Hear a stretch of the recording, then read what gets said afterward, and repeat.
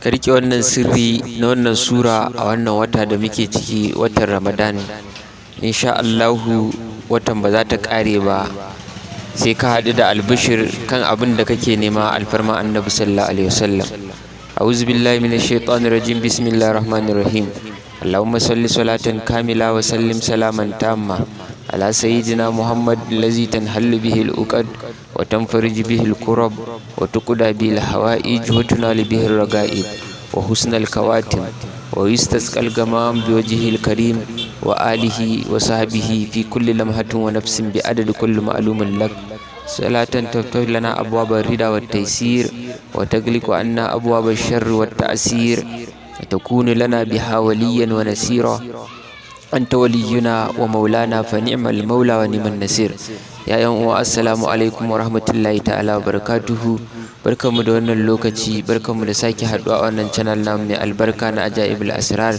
Kar a manta da yin subscribe, liking, sharing zuwa ga yan uwa don al'umma su amfana. Idan kuma tuntuni muna tare, to barkanmu da wannan lokaci. A yau mun zo muku da wannan fa'ida mai matukar daraja da muhimmanci, wanda ana riƙe wannan fa'ida akan kowace irin bukata ce, wanda insha Allahu duk wanda ya riƙe wannan fa'ida na wannan sura, duk abin da yake so Allah zai tabbatar mai a cikin wannan wata alfarma annabi sallallahu alaihi wasallam.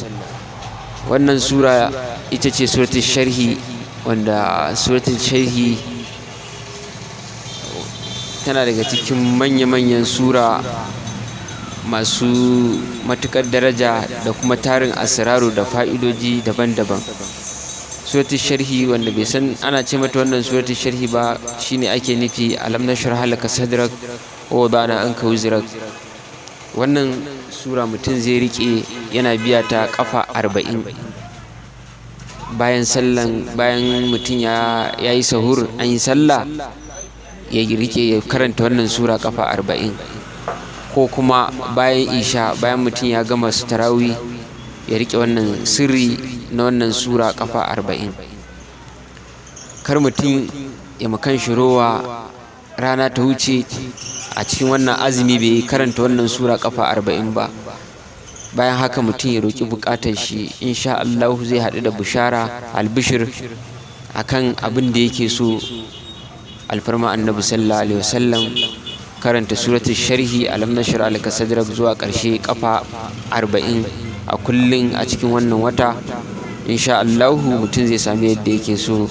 Wa dumtum fi ri'ayatillah wa salatu wassalamu ala sayyidina Muhammad wa ali tayyibin at-tahirin wa assalamu alaikum wa rahmatullah.